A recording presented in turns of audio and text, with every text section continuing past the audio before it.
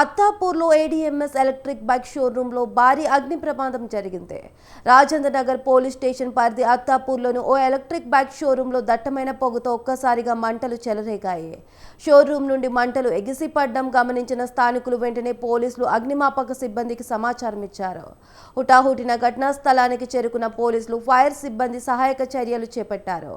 ఉవ్వెత్తున ఎగిసిపడిన మంటలను అగ్నిమాపక సిబ్బంది తీవ్రంగా కష్టపడి అదుపులోకి తీసుకొచ్చారు. అప్పటికి 50 లక్షల విలువైన 25 బైక్స్ పూర్తిగా కాలిపోయాయి. దీపం పట్టి మర్చిపోవడంతో అగ్ని ప్రమాదం జరిగిందని షోరూం నిర్వాహకులు తెలిపారు.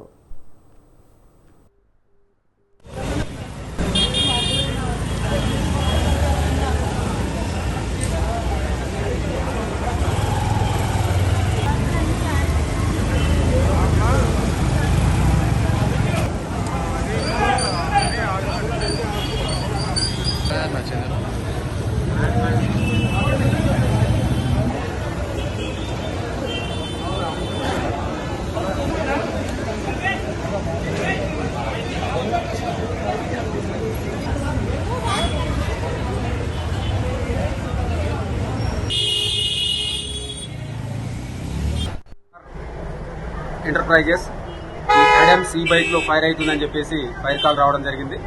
ఫైర్ కాల్ వచ్చిన వెంబడే మా బండిని తీసుకొని మేము ఇక్కడ రావడం జరిగింది. ఇది G+3 ఫ్లోర్ బిల్డింగ్.